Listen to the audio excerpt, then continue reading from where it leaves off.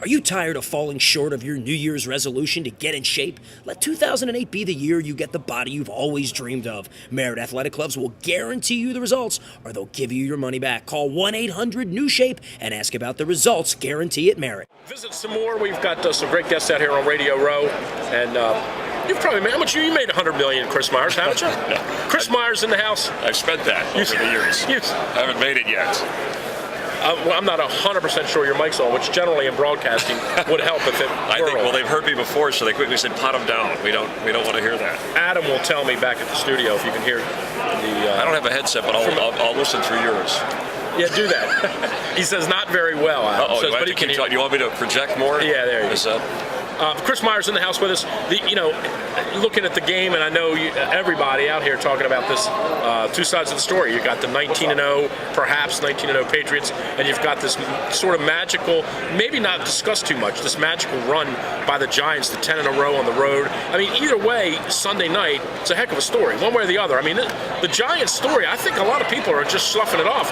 They've won 10 games in a row on the road. No, I agree with you, and I think in any other year, the Giants would be the story. But and in a way, too, the Patriots' perfect record has kind of become old news.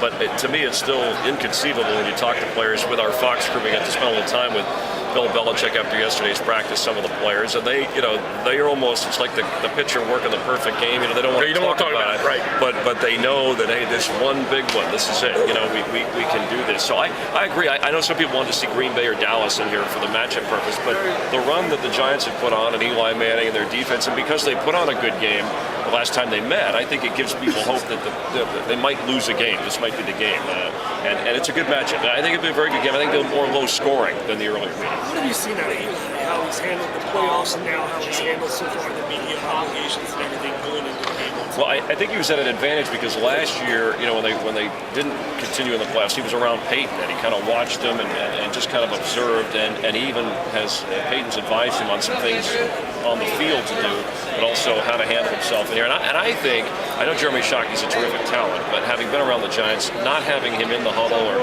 calling his name out, I think it's allowed Eli to be the leader. He's kind of a soft-spoken guy, and that's actually been a benefit. So overall, I mean, we're talking about a 27-year-old guy, but I think that's where the Manning genes come into play, is handling the pressure of the big game. I'm really surprised they're here, but they've earned it. Yeah, it's funny because the Peyton Manning story was always more about can't win the big game. I mean, this time last year, people were still saying, he'll be the guy that never wins one. He'll be the Dan Marino that never wins one. And yet Eli had a totally different journey in that he was the guy that when he went to college, everybody, a little bit because of his older brother, said, this kid's going to be the real deal. Peyton's really good, but this is the kid that's going to really be the gunslinger and will be the great quarterback. And then he really put a lot of pressure on himself with that move from the San Diego to New York thing. Yeah, that was San Diego, I'm not so sure you'd be facing that kind of scrutiny.